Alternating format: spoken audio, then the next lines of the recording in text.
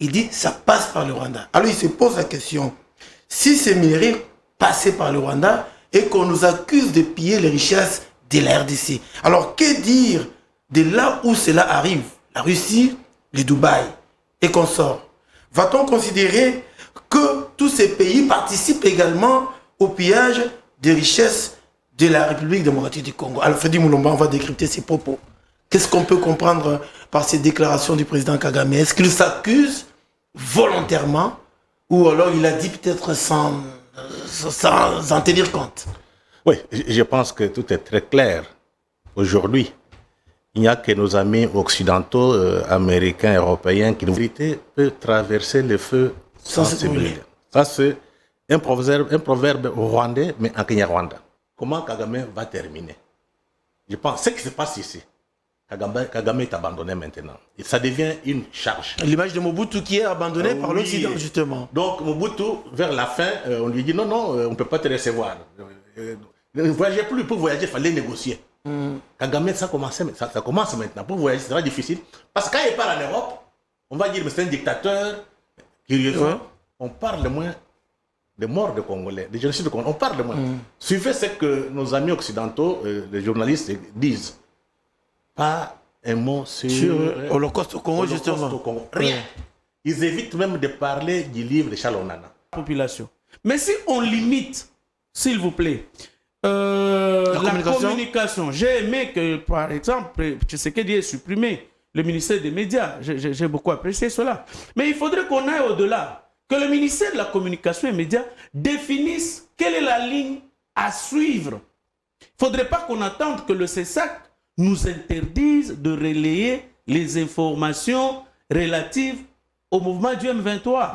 Non, ça c'est le gouvernement, c'est à travers le ministère de la Communication qui invite les journalistes de son pays à donner quelques éléments de langage. On ne peut pas faire le dictat, mais au moins, pendant cette période, voilà comment nous devrions orienter notre communication.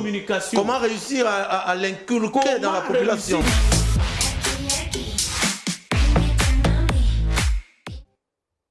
Mesdames, Messieurs, bienvenue à ce nouveau numéro de plateau spécial lundi 10 juin. Nous sommes chez vous pour échanger autour de l'actualité en République démocratique du Congo. Vous le savez, Madame, Messieurs, l'actualité, c'est notamment l'investiture du gouvernement en attente. Vous l'avez certainement appris, la première ministre, Judith Tuluka, a déposé auprès de l'Assemblée nationale son programme du gouvernement, ce qui fait que ce gouvernement sera certainement investi le mardi prochain. On en parle sur ce plateau, ossature du gouvernement et défis à relever. On en parle sur ce plateau, sachant que Judith Tuluka a déposé un programme dont le budget est évalué à 18 milliards de dollars.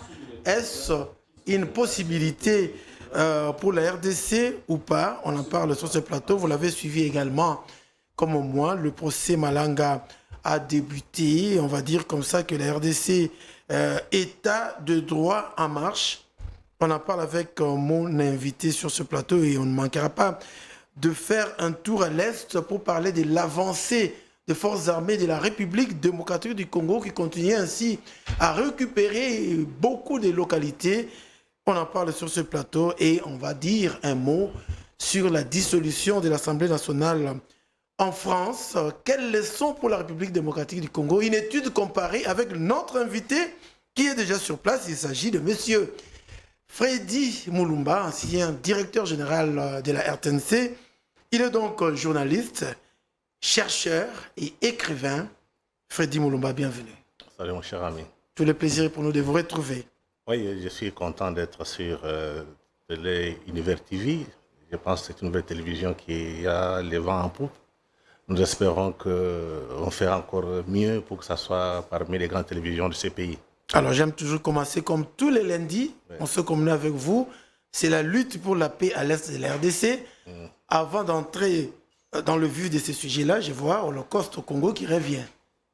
Oui, je pense qu'il faut reprendre les mêmes discours, les mêmes narratifs pour que l'on n'oublie pas. On a eu plus de 10 millions de morts. 500 000 femmes violées. Je pense que c'est notre devoir, en tant d'abord qu'humains, Congolais patriotes, d'en parler chaque jour pour qu'on n'oublie pas. Si nous nous oublions, les autres ne pourront pas parler à notre place. Donc il faudrait que les Congolais, les élites en particulier politiques, et intellectuelles et religieuses, devraient à tout prix parler de nos morts et réclamer quand même justice. C'est pas normal qu'on ait tué beaucoup de gens. C'est pas normal qu'on ait des millions de déplacés internes à Goma, à Bukavu, Kanyabalonga, Rutshuru, à Kinshasa. Les gens dorment calmement et généralement ils adorent les fêtes. Et donc je pense qu'il est temps qu'on prenne quand même conscience. Ce sont nos frères qui souffrent. Il faudrait que les élites qui sont encore lucides essaient un peu de réveiller la conscience de tout Congolais pour que le Congo récupère d'abord ce territoire et ensuite qu'on donne moins à notre peuple une vie normale. Alors que le Congo puisse récupérer ces territoires, vous avez peut-être appris comme nous que le FRDC a le vent à poupe. Il est en train de récupérer comme ça des localités. Nous sommes déjà dans le vif du sujet, en train de récupérer localité après localité. Nous avons appris également la tuerie de près de 18 officiers rwandais, alors que le Rwanda a toujours nié être sur le Congo. Et donc, avec ça, on va dire que quelque part, le force armée est en train de faire ce qu'il faut. Oui, je pense qu'il y a quand même un travail qui est fait par le président de la République. D'abord, on a doté notre armée des armes moins de qualité. En dehors de ça, on a formé quand même des militaires. Il y a quand même des gens parmi les militaires qui ont pris conscience. Mais il faut dire que pendant que l'AFDEL est arrivé, on a été infiltré au niveau de l'armée. Et c'est ce qui a fait, c'est que chaque fois quand on fait la guerre, on avance, Kagame est au courant de tout. Et donc, ce qu'il faut reconnaître ici, que le président a eu la volonté de faire changer les choses. J'espère que d'ici peut-être l'arrivée de Trump au pouvoir, les choses prendront une autre tournure. Alors, on va parler justement de Kagame, hein? Ouais. Freddy Mulumba, Kagame, justement, qui est derrière, on va dire, les pillages des richesses de la RDC. Il en parle quand même dans une interview avec vous. On va décrypter cette interview. Freddy Mulumba, Kagame, qui dans cet échange reconnaît que le minerai du Congo passe par le Rwanda pour atteindre Dubaï, la Russie, et il ajoute partout ailleurs. Il dit ça passe par le Rwanda. Alors il se pose la question, si ces minerais passaient par le Rwanda et qu'on nous accuse de piller les richesses de la RDC, alors que dire de là où cela arrive, la Russie, le Dubaï et consorts? Va-t-on considérer que tous ces pays participent également au pillage des richesses de la République démocratique du Congo? Alors Freddy Mulumba, on va décrypter ses propos. Qu'est-ce qu'on peut comprendre par ces déclarations du président Kagame? Est-ce qu'il s'accuse volontairement ou alors il a dit peut-être sans en tenir compte? Oui, je pense que tout est très clair. Aujourd'hui, il n'y a que nos amis occidentaux, américains, européens qui ne voient plus. Hein, ce sont des réalités. Ils connaissent mais ils ne veulent pas voir la réalité. Donc, il y a des proverbes, je dirais un peu. Il y a un Rwandais, en Kinyarwanda, moi je ne parle pas Kinyarwanda, qui dit « La vérité peut traverser le feu sans se brûler ». Je reprends. La vérité peut traverser le feu sans se brûler. Ça, c'est un proverbe rwandais, mais en Kinyarwanda. Il y a un autre proverbe, ça c'est en général, les mensonges ne risquent pas autant. Hein, vous pouvez faire, tôt ou tard, la vérité va triompher. Donc, aujourd'hui, c'est très clair, la vérité a triomphé. Moi, je peux vous ajouter notre proverbe, mais cette fois, la Lingala, vérité, il y a qu'un escalier. Le côté, il y a qu'un ascenseur. Vérité, il y a qu'un escalier, mais comment? Exactement. Ouais. Donc, nous sommes arrivés, la vérité a éclaté. Mais comment on est arrivé à faire éclater cette vérité? Comment M. Kagame s'est cassé les dents ou bien il s'est dévoilé? Il a craqué. C'est parce qu'il y a eu d'abord, sur le plan diplomatique, sur le plan politique, on a eu un homme, il faut que tout le monde le reconnaisse, le travail fait par le président Félix Antoine Tshisekedi. Parce que généralement, les gens disaient « Oh, il voyage trop, Il y a même le président congolais, Sassou Nguesso, qui disait, quand il est passé à Brazza, c'est un itinérant. Itinérant. Oui, ça fait même débat. Hein? Oui, ça fait débat Kinshasa. Oui.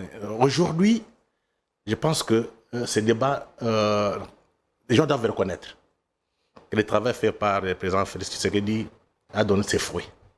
L'homme le plus puissant, l'homme qui avait des entrées partout, aujourd'hui, il est en difficulté. Sa réaction, ce n'est pas rapport aux rapports qui sont sortis avec tous les journalistes. Il commence à réagir maintenant. Il sent que maintenant, on l'a abandonné. Que faire? D'abord, c'est grâce au président Tshisekedi, avec tout ce qu'il a fait, les tours du monde. Il a parlé à tout le monde pour expliquer la situation du Congo. Sa voix a porté aujourd'hui. On a les fruits. Mais le président Tshisekedi n'est pas seul. Il y a un travail fait par d'abord des intellectuels étrangers qui ne sont pas congolais. Vous avez Charles Onana qui a publié Holocauste au Congo. Vous avez Michel Vrong. Vous avez encore, il y en a beaucoup parmi ceux qui ont écrit.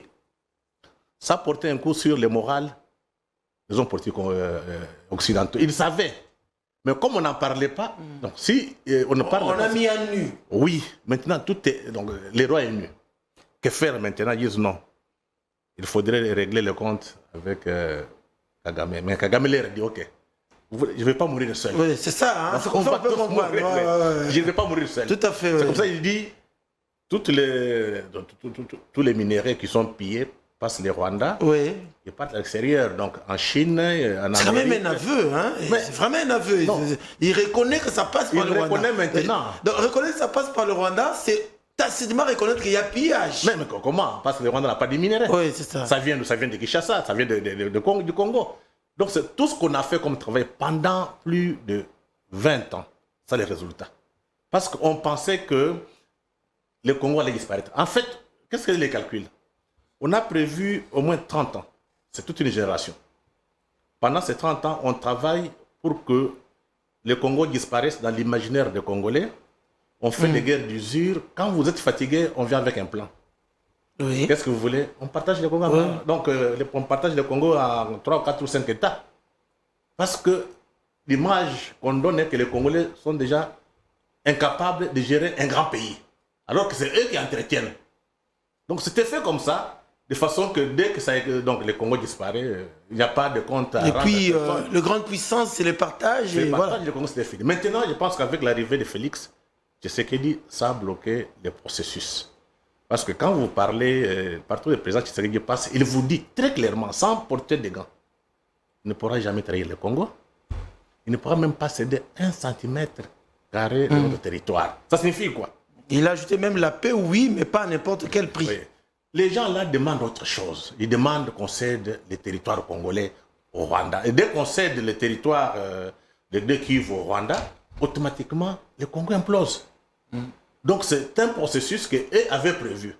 Mais Dieu a fait que ce qu'ils avaient prévu, ça ne peut pas se réaliser. Donc Kagame a mis sur la place publique ce qui se disait à l'extérieur. Mais maintenant, la crainte, c'est quoi? Kagame risque de payer comme Mobutu a fait. Ça devient intéressant de relire un peu l'histoire. Il y a eu le cas de l'Angola. Je ne sais pas si les jeunes gens, je ne sais pas s'ils ont lu ou bien ils ont pris connaissance de cela. De cette situation. Pendant la guerre froide, Mobutu était armé par l'Occident, l'Amérique en particulier, pour contrecarrer le communisme à travers les pouvoirs angolais avec un PLA.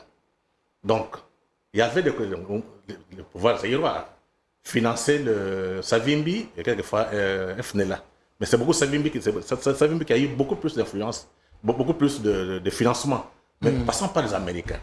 Et rappelez-vous ici qu'il y avait des Congolais qui partaient en Angola faire des affaires. Ngwanda avait des compagnies qui partaient en Angola là-bas. On a même construit un aéroport en Angola où les avions congolais, ça y est pas dans les temps, atterrissaient avec des marchandises. Et rappelez-vous, même les musiciens ont chanté. J'ai bien piano avec Bana Lunda. On chantait ça dans la musique. Donc c'était les Congolais qui partaient à Luanda? Non, en Angola. Quand ils retournaient, ils avaient beaucoup d'argent, beaucoup de dollars. Donc c'était la fête à Kinshasa. Donc Kagame, dans les mêmes conditions, Vous avez maintenant à Kigali, si vous partez à Kigali, la vie est belle. Hein, il y a de grandes entreprises occidentales, des banques, et puis d'autres compagnies d'assurance. Et une clique de Rwandais, ceux qui sont au pouvoir, vivent avec ces gens. Ils vivent de pillage des richesses du Congo. Même quand on dit que les Rwandais, c'est un modèle économique, la bonne gouvernance, les Rwandais vivent grâce au pillage du Congo et grâce à l'aide occidentale. Donc c'est une illusion en quelque sorte de dire que Kagame c'est un modèle. Maintenant, j'ai fait cette comparaison entre l'Angola et le Rwanda pour que les gens comprennent comment Kagame va terminer. Je pense ce qui se passe ici. Kagame est abandonné maintenant. Et ça devient une charge. L'image de Mobutu qui est abandonné par l'Occident, justement. Donc Mobutu, vers la fin, on lui dit non, on ne peut pas te recevoir. Ne voyagez plus. Pour voyager, il fallait négocier. Kagame, ça commence maintenant. Pour voyager, c'est très difficile. Parce que quand il part en Europe, on va dire que c'est un dictateur. Curieusement, on parle moins des morts de Congolais, des génocides de Congolais. On parle moins.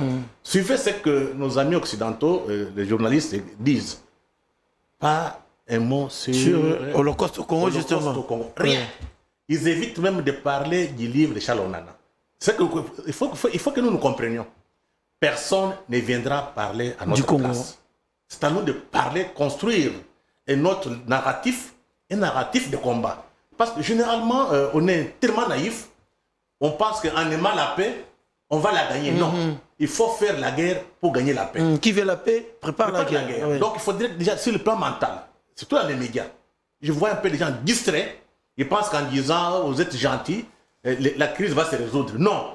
Là, nous tendons vers un affrontement. Alors, justement, il parle de la Russie, de Dubaï et autres. Est-ce que ce n'est pas une manière pour lui de diviser pour mieux régner, sachant que, vous l'avez dit d'ailleurs tantôt, Félix Tshisekedi a voyagé un peu partout. Diplomatiquement, il est en train de gagner. Maintenant, en citant Russie, Dubaï et que sais-je encore, Kagame n'est pas là en train de jouer le jeu de qui perd gagne, c'est-à-dire diviser pour mieux régner. Non. Il fait du chantage aux maîtres. Il fait chantage aux Américains qui l'ont soutenu. L'armée américaine, l'armée française ont signé des accords avec le Rwanda. Ces accords, ils ont signé pourquoi? C'est pour nous faire la guerre. Maintenant, comme l'opinion occidentale est au courant, ça devient très flagrant, il ne peut pas avoir les soutiens. Que faire maintenant? Il envoie les messages. Je ne vais pas mourir seul. Mais ce qu'il ne sait pas que les autres vont faire par tous les moyens pour les faire partir. Oui, mais attendez, il a dit également, Fadi Moulumba, puisque ces minéraux passent par le Rwanda, si nous arrivons à interdire ces passages par le Rwanda, c'est encore ceux mêmes occidentaux qui nous diront, c'est monsieur, il est problématique. Quelque part, là, on peut ressortir le fait qu'il crée maintenant à son tour ces occidentaux. Je pense que c'est fini, parce que qui pouvait parler de Kagame en Occident? Personne. C'était le modèle. Quand vous arrivez à Paris, c'était dans les temps, hein, tous les grands médias ne parlaient que du bien du Rwanda, ne parlaient que du génocide rwandais. On ne parlait même pas du Congo. On ne parlait même pas du génocide rwandais, Freddy, on parlait du génocide Tutsi. Voilà, ça a évolué. Oui. Hein? On a évolué. Maintenant, c'est rwandais. C'était partout, à Paris. Maintenant, il voit que les maîtres ont tourné les dos. Il connaît la sentence. L'Occident, c'est ça la leçon que tous les Africains doivent tirer. L'Occident capitaliste ne voit que ses intérêts. Tu ne sers plus les intérêts, on t'abandonne. Donc on a abandonné Mobutu après avoir fait beaucoup de choses pour l'Occident. Mobutu est parti mourir au Maroc. Même ses propres amis n'ont pas voulu le recevoir en tant que réfugié politique, opposant. Donc comme il avait quitté le Congo. Quand il quitte le Congo, oui. Kagame fera la même chose. Dès qu'il quitte le pouvoir, il ne saura pas où partir. Mais ma crainte, comme c'est un militaire, il ne va pas accepter de partir comme ça. Donc il faut déjà se préparer à un coup d'État au Rwanda. Et ça, il faut qu'il comprenne. S'il est sage... Oui, parce que par rapport aux élections, la loi électorale lui permet de rempiler encore. Élection ou pas, le discours de l'Occident, là, on l'a abandonné. Comme il devient maintenant une menace pour les propres intérêts, il faut rappeler ici que beaucoup d'hommes d'affaires, d'hommes politiques occidentaux, européens, américains, étaient amis de Kagame. Et ces gens, Kagame connaît beaucoup plus de secrets. Quand on connaît beaucoup plus de secrets, qu'est-ce qu'on fait? On t'élimine pour qu'il n'y ait pas de fuite. Et ça, il faudrait qu'ils comprennent ça. C'est là où on part. c'est fini pour lui, on ne va pas encore retourner. Alors vous avez dit justement qu'on l'a soutenu par les Occidentaux pour qu'il puisse notamment piller la République Monténégro. Ce n'était pas par amour, ce n'était pas par rapport au génocide qu'on l'a soutenu par les Occidentaux. Non, je pense que l'objectif du soutien, donc, quand on soutient Kagame, c'était pour deux objectifs. D'abord, mettre la main sur les richesses du Congo pour empêcher la Chine d'y accéder. Oui. Ce qui n'est pas se passe maintenant, la Chine a beaucoup plus d'entreprises que l'Occident. Deuxième chose, c'est imploser le Congo. Participer lui avec Museveni pour couper le Congo en morceaux. C'était les objectifs. Mais ça a échoué. Ça a échoué. Ça a échoué pour le moment. Je pense que les Congolais ont résisté. Ils se rendent compte que les Congolais ne peuvent plus encore accepter une certaine recognition. Voilà, l'Occident ne comprend que les rapports de force. Ils ont senti que les Congolais n'en veulent pas. Ils ont fait les sondages. Actuellement, dans la population congolaise, l'image de l'Amérique est salie, est négative par rapport à l'image de la Russie. Et quand vous appelez tous les Congolais, ils vous disent non, on préfère que Poutine vienne.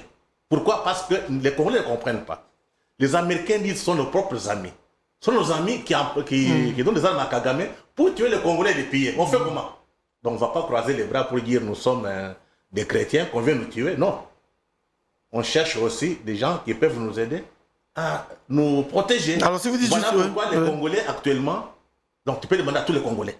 Ils disent non, alors en Russie. C'est très clair. Tout à fait, oui. On le dit oui. C'est très clair. Et puis ça, moi je dis honnêtement, d'abord, toutes les armes qu'on utilise sont des armes russes. Ce sont des armes russes aujourd'hui. Toutes les armes, et puis des armes chinoises. Vous ne verrez pas l'Occident vendre des armes. Ils ne veulent pas. On va faire comment? Ils donnent de conditions et de conditions. Oui, ils ne veulent pas, c'est parce que c'est eux qui nous font la guerre. À travers Kagame Museveni, ils forment les militaires rwandais, ils donnent des armes, ils les financent tout pour venir nous tuer et nous piller.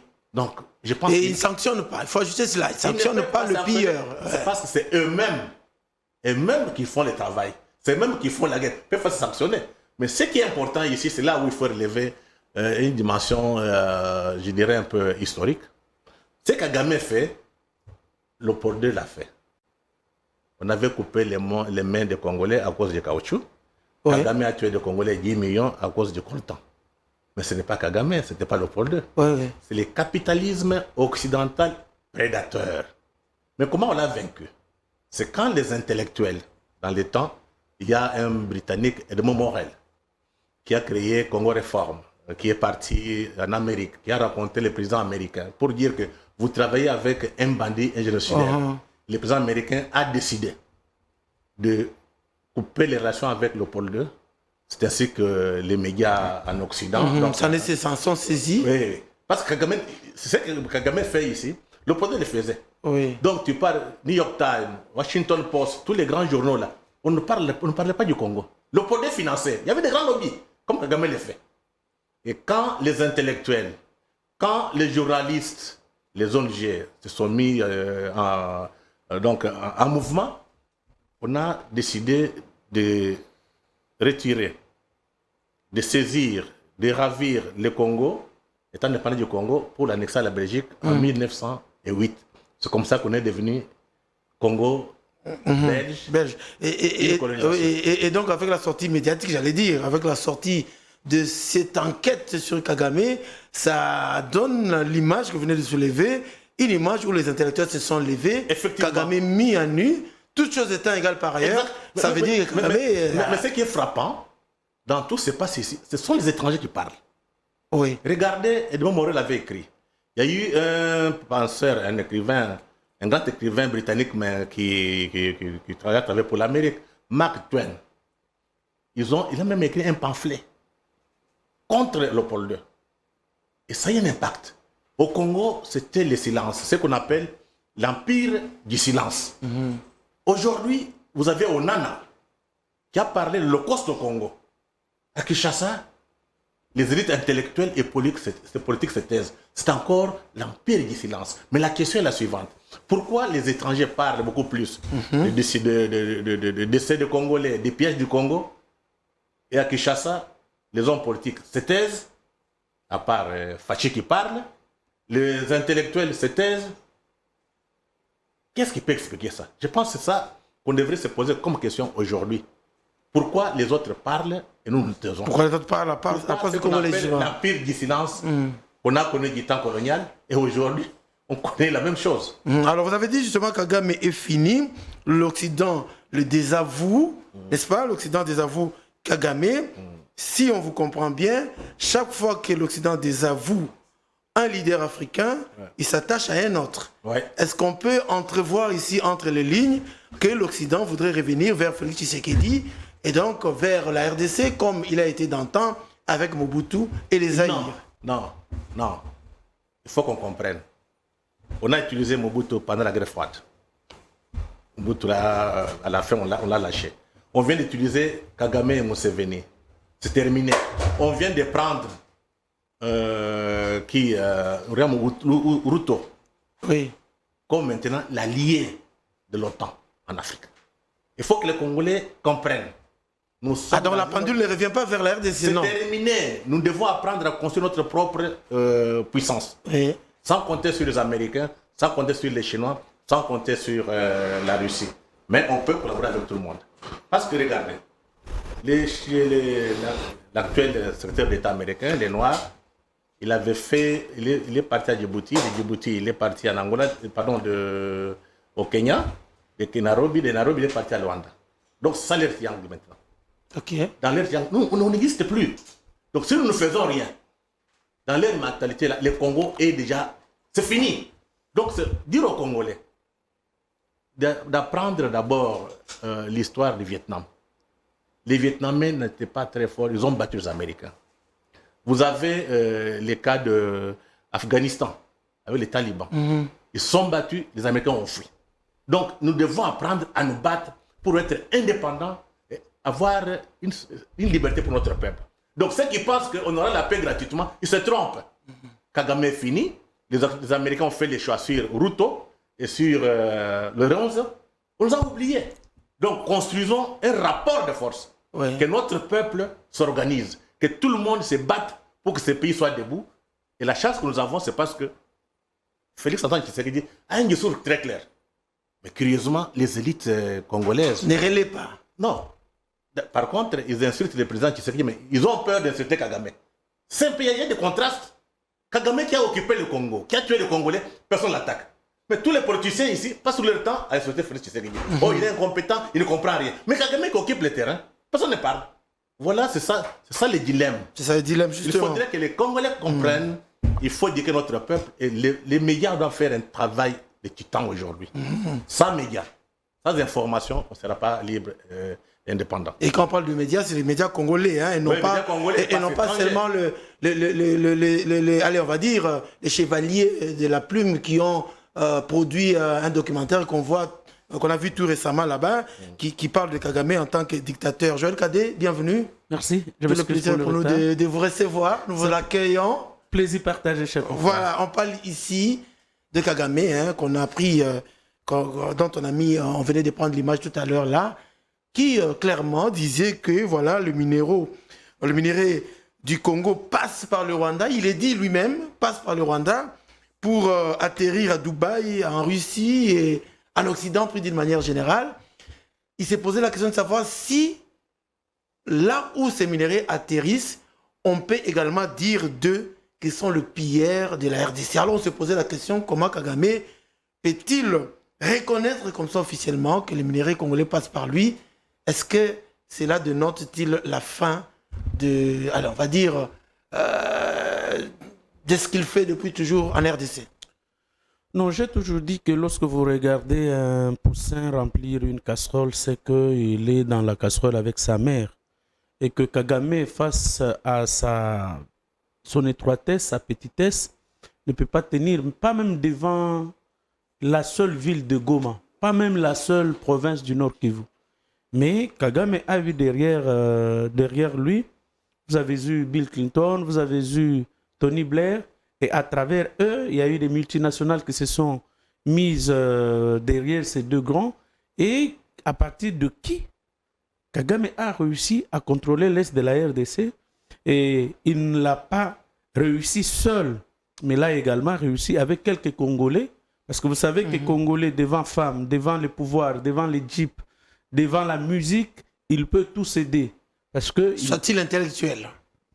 Soit-il intellectuel. Écoutez, qui ont signé le pacte avec Kagame pour agresser la République démocratique du Congo et accepter que ce soit une rébellion, alors que en eux-mêmes, ils savaient que c'était une agression. C'était une agression. Aujourd'hui, vous avez des jeunes gens comme les Chisola, Yannick, qui ont rejoint Nanga, vous avez les Nanga, et ainsi de suite, qui ont rejoint Kagame, c'est avec la complicité de certains Congolais. Donc, mais aujourd'hui, quand vous sentez les discours que tient Kagame, vous sentez que c'est quelqu'un d'essoufflé, c'est quelqu'un de fini. Et j'ai aimé les géostratèges sur cette table qui vous a décrit les nouveaux triangles de contrôle de l'Afrique. C'est Ruto, c'est l'Angola, c'est Djibouti et ce sont les autres. Nous, on nous a oubliés parce que dans la tête de l'Occident, la République démocratique du Congo n'existe plus. Donc, n'existe très peut-être dans leur conception.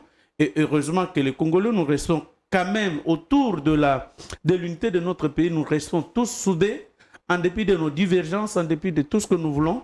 Mais quand vous touchez pratiquement à couper un tout petit morceau, ils l'ont fait d'une manière sournoise, en déplaçant les bornes, que ce soit vers l'Angola ou vers la Zambie ou encore dans l'est de la RDC. Mais quand il s'agit, en tout cas de la balkanisation, tout le monde vous dit non. Et ça, il faut quand même saluer. Il ne faudrait pas attendre que les gens soient étalés par terre pour le reconnaître. Il faut reconnaître que c'est une campagne menée depuis très longtemps par le groupe de presse Le Potentiel, à la tête de qui il y avait à l'époque Freddy Moulumba en face de moi, qui a mené cette campagne non à la balkanisation. Tout à fait, oui. Il avait fait comprendre à Kabila Joseph, il a fait comprendre à Félix-Antoine Tshisekedi Tshilombo, mais aujourd'hui, malgré, en dépit de ce qu'il est en train de dire sur cette table, il y a des intellectuels qui ont adhéré à son discours. Il y a des élites qui ont adhéré. Mais le vrai problème, c'est l'amour du Congolais vis-à-vis de sa patrie. Il y a à se poser des questions. Mais cet amour, ça ne vient pas de soi d'une manière individuelle. C'est une vision, c'est une politique du gouvernement. Aujourd'hui, vous pouvez insulter la RFI comme vous voulez, mais c'est la prolongation de la politique étrangère française. Aujourd'hui, vous avez dans la Voix de l'Amérique ce que l'on appelle le point de vue du gouvernement américain. C'est un éditorial. Mais aujourd'hui, dites-moi, quelle est la politique que nous avons en termes de la communication? Parce que ça soit dans un laboratoire, vous faites asseoir certaines élites en matière de communication, vous définissez cette politique, et c'est cette politique que vous transmettez, n'est-ce pas, à la population. Mais si on limite, s'il vous plaît, la communication, j'ai aimé que, par exemple, Tshisekedi ait supprimé le ministère des médias. J'ai beaucoup apprécié cela. Mais il faudrait qu'on aille au-delà. Que le ministère de la Communication et des Médias définisse quelle est la ligne à suivre. Il ne faudrait pas qu'on attende que le CESAC nous interdise de relayer les informations relatives au mouvement du M23. Non. Ça, c'est le gouvernement. C'est à travers le ministère de la Communication qui invite les journalistes de son pays donner quelques éléments de langage. On ne peut pas faire le dictat. Mais au moins, pendant cette période, voilà comment nous devrions orienter notre communication. Comment réussir à l'inculquer dans la population. À inculquer à la population. Ça doit venir d'en haut. Ça doit venir du président de la République. Il doit l'organiser tant au niveau de son cabinet qu'au niveau du gouvernement. Aujourd'hui, même en termes de médias, même la création des médias, quel est l'objectif que le gouvernement poursuit en multipliant autant de médias? Qu'est-ce que nous communiquons? Qu'est-ce que nous véhiculons? Ici comme à l'étranger. Nous gagnons quoi? Nous gagnons quoi en acceptant autant de médias, autant d'organes de presse? Qu'est-ce que nous poursuivons? Mais quand vous savez, mon cher ami, quand on dit en relations internationales, n'échoue dans la vie que ceux qui ne savent pas ce qu'ils veulent. Si vous savez ce que vous voulez, mais vous allez le mettre sur la table. Voilà l'objectif que nous suivons pendant cette période. Nous sommes en guerre. Voilà les médias, voilà ce que nous poursuivons. Nous avons besoin d'autant de journalistes, nous avons besoin d'autant de médias. J'ai aimé l'initiative prise par Bienvenue Marie Bakoumania, je dois le dire à haute voix, d'ouvrir un bureau de liaison de l'ACP à Bruxelles. Donc, c'est pour vous dire que nous devrions également communiquer là où il y a nos adversaires, nous devrions développer cette politique. Il faudrait qu'au niveau de la RTBF, par exemple, qu'on ait un expert congolais. Les moyens, nous en avons. Kagame l'a fait, Kagame a contrôlé les médias occidentaux pendant une décennie. Comment il s'appelle? En face de nous, le président Sassou Nguesso. Il l'a fait. Il a contrôlé RFI. À un moment donné, Jeune Afrique, même Plaka, il a failli le faire partir. Et aujourd'hui, si votre ami c'est qui? Alain Foucault, s'il a quitté la RFI, c'est l'influence de présidents africains. Ce n'est pas la politique de la RFI. Mais qu'est-ce que nous fournissons comme effort pour que les nôtres se retrouvent également dans ces médias-là? Nous avons eu, par exemple, à l'époque, Kassongo Mayamba Yamba au niveau de la RFI. Vous savez combien de choses Kassongo Mayamba Yamba avait bloquées pendant la période des élections de 2006? Beaucoup de choses. Mais qu'est-ce que nous entreprenons? Qu'est-ce que nous faisons de nos frères, de nos sœurs qui travaillent dans ces médias-là? Est-ce qu'a-t-on une politique pour leur encadrement, au-delà de leur salaire, pour que les gens aient une petite indépendance? C'est la même chose au niveau du ministère des Affaires étrangères. Donc il faudrait qu'au niveau de nos ambassades, on développe. Je reviens un peu sur une affaire ici et j'ai condamné cela. Christian Malanga a commencé son affaire à l'étranger. Il a été à Rome, il a été à Paris, il a été à Bruxelles. Qu'est-ce que nos services de renseignement ont fait? Parce que nous avons au niveau de l'ANER, qu'au niveau de la DEMIAT, la sécurité interne, intérieure et la sécurité extérieure. Mais qu'est-ce que l'AP, l'assistant principal, de l'administrateur principal, chargé de la sécurité intérieure, a fait de toutes les manœuvres? Ok, si celui-là n'a rien fait, quand Christian est entré ici, parce que certainement il doit avoir déjà un fichier bien identifié, qu'est-ce qu'on a fait pour surveiller tous ces mouvements et toutes ces actions? Et plus grave, je connais votre ligne éditoriale, plus grave, aujourd'hui on dit que tous nos services de renseignement sont aux mains des étrangers. Parce que si on doit croire à ce qu'ont péroré les gens comme Salomon Kalonda ici, que le général Ndayouel est belge, c'est que c'est extrêmement grave. Si on doit croire à ceux qui ont dit que Lousadissou serait un belge, c'est très grave. Et aujourd'hui, ce qui a renforcé ma conviction personnelle, c'est quand je vois Jean-Jacques Ondo, belge de son état, être le conseiller de l'AG de l'ANER chargé de réformes. Mais mon cher ami... c'est là où on parle de l'infiltration. C'est là où on a toujours dit qu'il n'y a pas un problème d'infiltration. Non. L'infiltration, c'est une politique mise en place par le Rwanda. Quand vous allez aux affaires étrangères du Rwanda, il y a une direction aux affaires étrangères appelée la RDC. Ça, c'est une politique. Mais aujourd'hui aussi chez nous, nous avons des experts, cher ami. Nous n'avons pas fait 5 ans à l'université pour rien. Nous avons nos têtes, nous réfléchissons. De la même manière que nous le faisons sur cette table avec mon aîné, c'est de la même manière qu'on le ferait d'ailleurs. D'ailleurs, ici, on a la retenue, il y a la déontologie, on a des réserves. Mais si on m'appelait, on me faisait asseoir dans un bureau, dans un 4 murs, que tu as. Alors, mais je développerais plus que ça. Comment vous pouvez avoir des étrangers à la tête des services de renseignement? Et ça, c'est la volonté du chef. Ça, c'est la volonté de la famille biologique du président de la République. Je dis bien la famille biologique. Parce que tous ces gens-là, c'était leurs amis quand ils étaient en Europe, quand ils étaient en Belgique. Et ils les ont fait venir ici. Plus grave encore, parce qu'il y a eu un fils maison, un garçon né grandi ici, très proche à Tshisekedi. Est-ce que vous savez, il a géré l'AG adjoint, l'extracteur général adjoint de l'ANER, monsieur Lomo de mon aîné en face, Augustin Moulumba. Vous savez qu'on a réussi à convaincre le président de la République pour qu'on lui a demandé de rester à la maison. Très bien. Une semaine après, on lui a ravi les clés. Qu'est-ce qui se trame contre le président de la République? Allez, c'est ce que vous êtes en train de dénoncer, justement, Joël Kadindaga. Monsieur Freddy Moulumba, vous êtes en train de le regarder comme ça, il est en train de dénoncer des histoires qui ne marcheraient pas bien. Hein.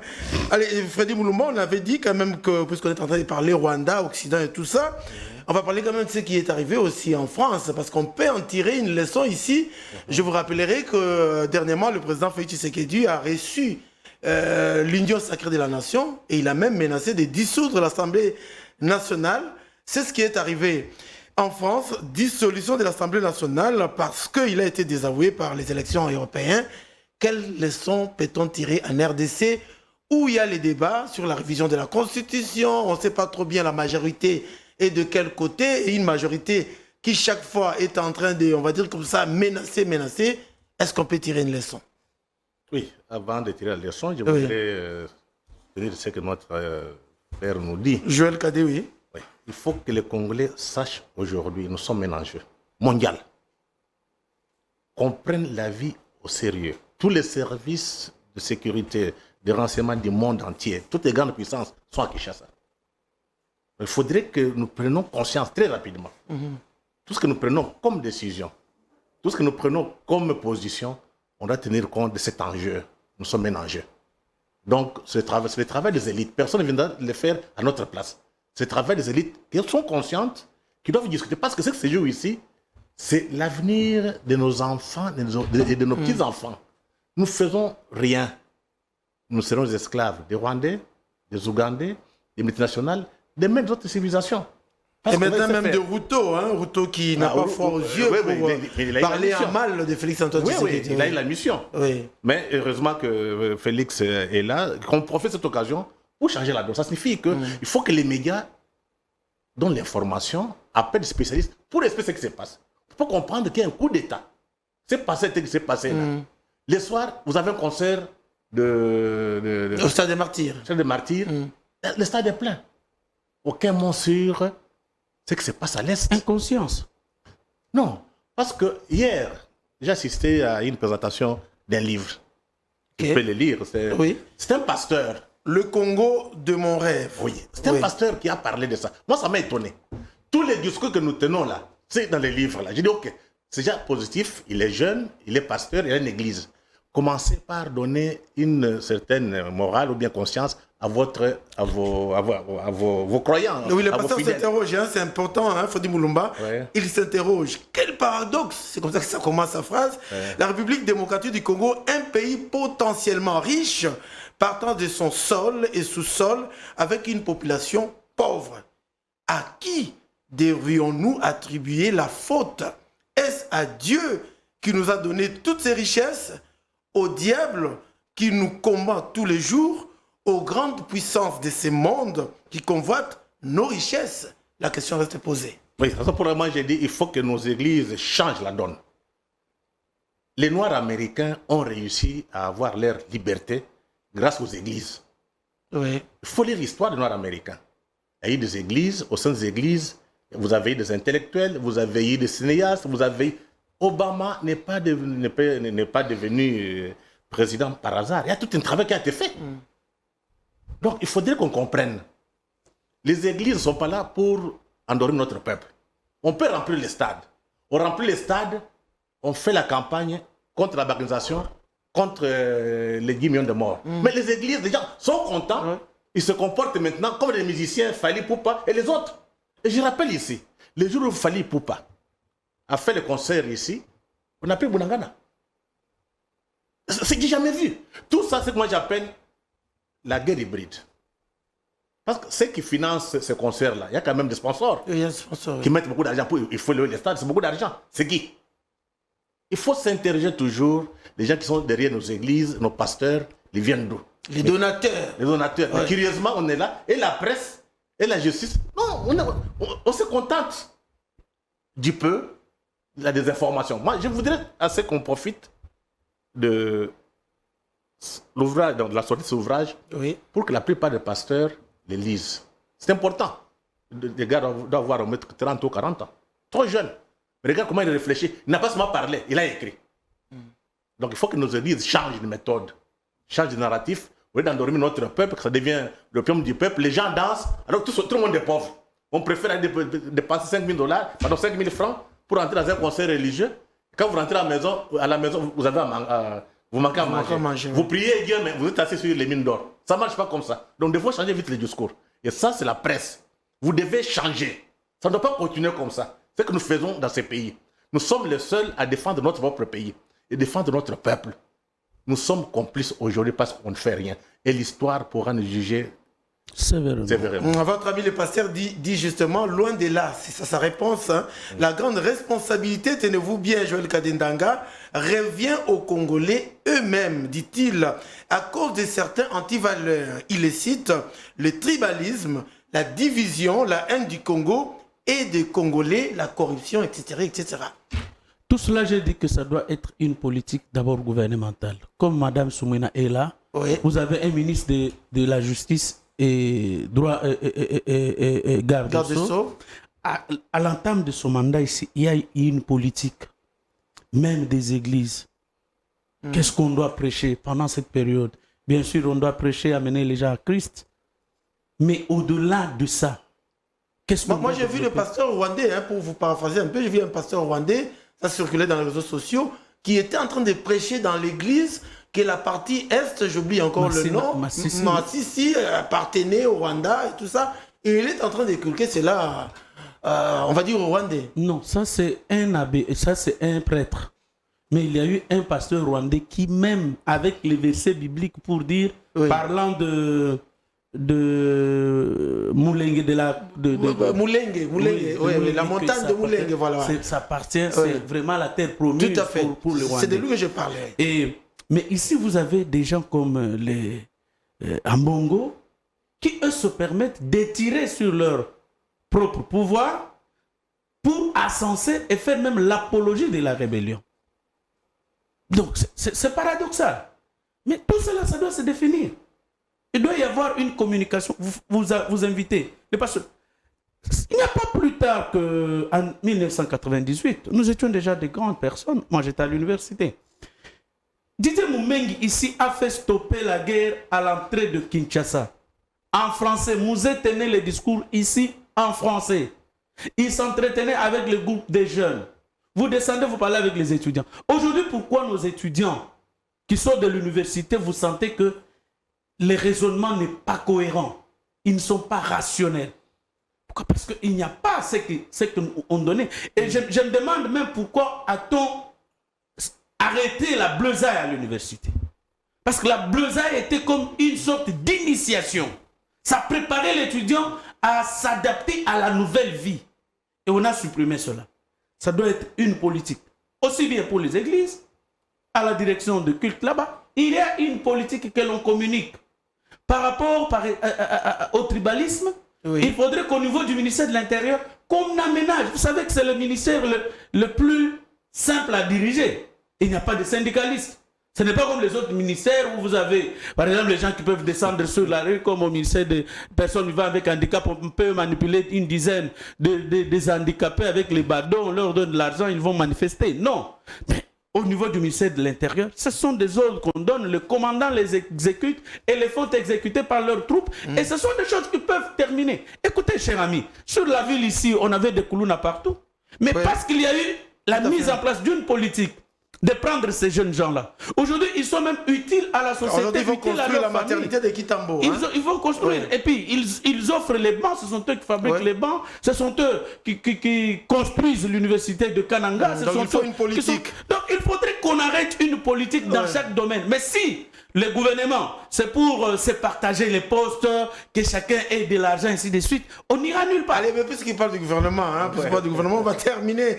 18 milliards de dollars, investissement vendredi, 18 milliards de dollars en projection. On va dire comme ça, Freddy Moulumba, que bon, la RDC commence à sortir sa tête du gouffre parce qu'on est en train d'évoluer avec le budget depuis l'arrivée de Félix Antoine Tshisekedi. Oui, je pense qu'on peut faire même 100 milliards, mais s'il y a des détournements des fonds, là, ce sera difficile qu'on puisse réaliser ce budget ici. Donc, moi, je pense que pour le nouveau gouvernement ici, il faut que chacun fasse son travail. Et il gère. Il faut chaque fois que la presse suive qu'est-ce que les ministres font. S'ils font des bêtises, il faut avoir le courage de faire un reportage, donner l'information à notre peuple. Ainsi, s'il a détourné l'argent, automatiquement, la justice va se du dossier. C'est curieux. Les gens volent des millions. Ce sont des voleurs. Ils ont volé des millions, mais ils circulent. Ceux qui étaient en prison sont sortis. Complices entre la presse et la magistrature. Parce que la presse suivait chaque jour tous ces voleurs ici. Des voleurs des millions de Congolais. Je pense qu'aujourd'hui, avec Ce qu'on avait décidé, c'était un budget de combien? 14 milliards la fois dernière? 14 à 16 milliards. Oui, on pouvait faire quelque chose de bon. Mais si les mêmes voleurs vont continuer, mais il ne faut pas espérer des miracles. Donc, ça, c'est s'ils vont continuer à voler, oui, ça c'est important. C'est le travail de la population, du peuple. Le peuple doit rester vigilant et contrôler tous ces gens. Comment les contrôler? Contrôle citoyen. À travers la presse. Vous contrôlez, si quelqu'un a un projet, l'argent est volé, vous mettez sur la place publique et vous demandez au magistrat ou bien au juge de le poursuivre. Si le magistrat ne fait rien, vous êtes obligé de faire ce travail dans la presse. Je te prends un exemple un peu précis. Du temps de Kabila, il y avait un problème comment on appelle ici, de la fibre optique. Oui, avec Kinké Moulumba. Oui, Kinké Moulumba était à la tête. Oui. L'actuel DG de l'ACP, Bienvenue Bakoumania, travaille avec moi au potentiel. Bienvenue nous a donné l'information, selon ses amis, que la fibre optique va passer dans 2 mois. Si ça passe, c'est fini. Ça ne sera pas récupéré.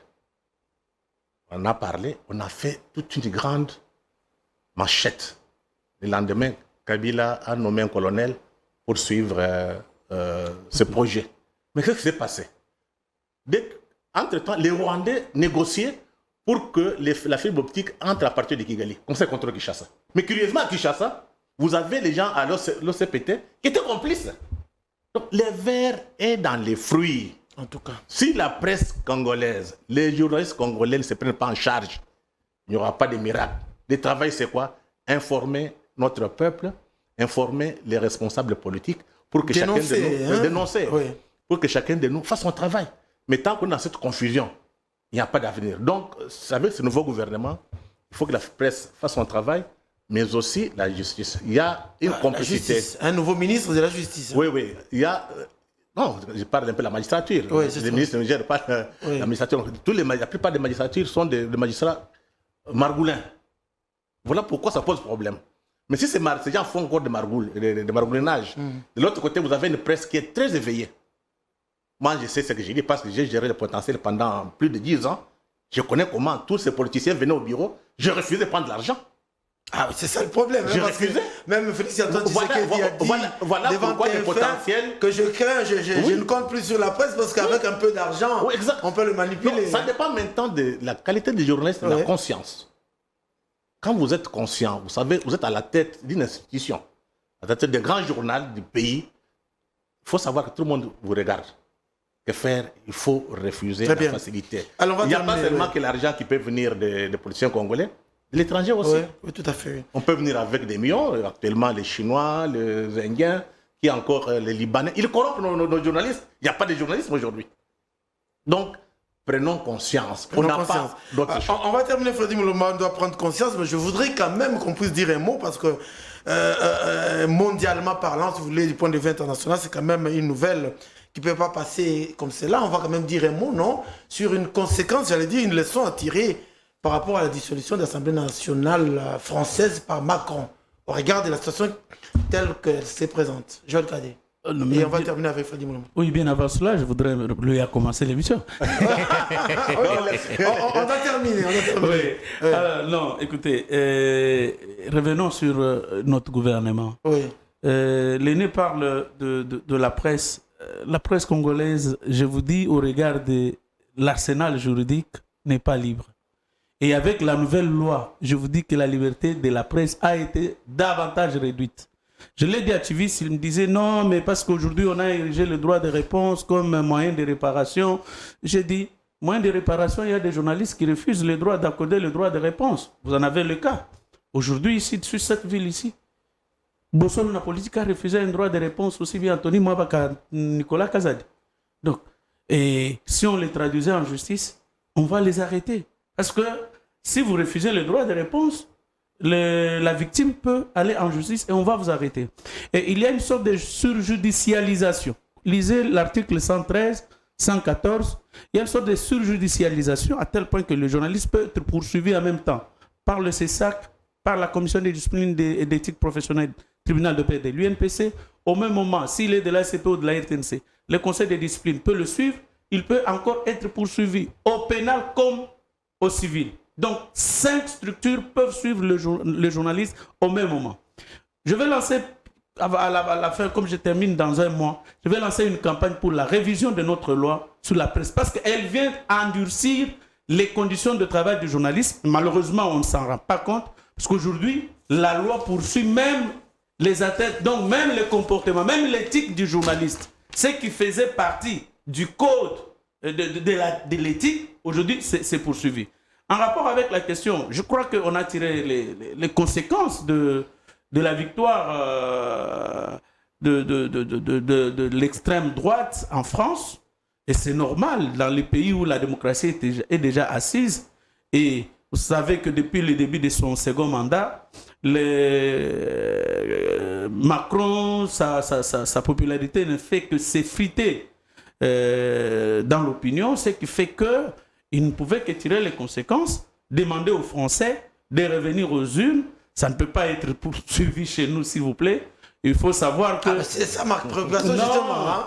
Écoutez, la RDC, c'est l'ancienne Europe occidentale. Ce n'est pas la France. La France pouvait faire de bout en bout en un jour. Il y a les trains, il y a les infrastructures, il y a les avions. Et chez nous, ici, vous ne pourriez pas facilement arriver à Kanyabayonga facilement. Oui, mais lorsqu'on perd la majorité, c'est ce qui s'est passé avec lui. Il dit non, je dois dissoudre le Parlement. Et puis c'est difficile, pour récupérer ma majorité. Et c'est difficile que Félix le fasse cette année parce que la première année du mandat, du quinquennat, on ne peut pas dissoudre le Parlement. Selon la loi du pays. Oui, il faudrait qu'on le sache. On ne peut pas. Non, selon notre loi, on ne peut pas dissoudre. Il ne peut le faire peut-être que l'année prochaine. Donc ça, il ne faut pas que les gens puissent également s'élever. Merci pour cette information. On termine avec vous sur votre appréciation de cette actualité. Non, je pense que ça prouve aujourd'hui que le président Macron ne travaille pas pour le peuple français. Il travaille pour les globalistes. Parce que toutes les décisions qu'il prenait, c'était pour servir les intérêts. Maintenant, les Français l'ont sanctionné. Parce qu'il faut dire que les Français, par rapport à nous, il faut dire qu'ils ont toute une culture, ils ont toute une histoire, apprise à l'école, une histoire de révolution. Donc, ils ne peuvent pas accepter qu'un dirigeant se maintienne au pouvoir contre la volonté du peuple. Donc, c'est une bonne sanction. Une bonne sanction, et je pense que... Oui, mais il dissout, qu'est-ce qu'il prouve qu'il va gagner les élections? Non, il ne gagnera pas, ça c'est très sûr. Il ne va pas gagner. Il ne va pas gagner, c'est un sondage. Je pense que c'est la fin de Macron. Peut-être la France va se préparer à avoir un nouveau chef d'État peut-être dans 5 ans. Allez, on peut terminer par là. Oui, non, je voudrais placer un mot sur ce qui se passe à l'année aujourd'hui, où M. Moulumba a été écarté, alors qu'il n'a même pas géré pendant une semaine. Moi, je ne sais pas ce qui se passe, je ne saurais pas gérer C'est ce que je dis. Non, j'ai l'information, je vous la donne. Donc, on lui a demandé de se retirer. Et le péché, c'est qu'il a collaboré avec Kabound. On se pose la question dans ce pays, qui n'a pas collaboré avec Kabound pour accéder au pouvoir lors du changement de la mutation de la majorité parlementaire, qui n'a pas travaillé avec lui. Et on l'attribue à ses relations avec Tambwe Mwamba, qu'il avait nommé comme avocat. Donc il y a des choses. Et nous avons demandé... existe un moyen pour lui de réclamer, enfin de venir... Non, mais on doit apprendre à faire respecter l'ordonnance du chef de l'État. Il venait d'être... Avant de donner tous ces rapports-là, pourquoi n'a-t-on pas mené les enquêtes en amont avant de les nommer à de très hautes charges? Vous voyez un peu comment on est en train de se jouer de la signature du président de la République. Et nous avons demandé, après le coup d'État, qu'on change quand même dans le haut commandement des renseignements de notre pays. Parce que, mon cher ami, moi j'ai peur. Moi, je vous ai dit la dernière fois, je ne crois pas que le coup d'État dont question a échoué. En tout cas, c'était un ballon d'essai pour savoir combien de temps notre armée prendra pour riposter. Et on a étudié tous les mécanismes. Les éléments ou les données qui ont été récoltés par les drones sont... qui en dispose aujourd'hui? Qui les a en tout cas, le procès a commencé, certainement qu'il y a... Non, mais regardez, Joël Kadé, je dois mettre un point final à cette émission. Oui, regardez le profil de ceux qui ont été présentés.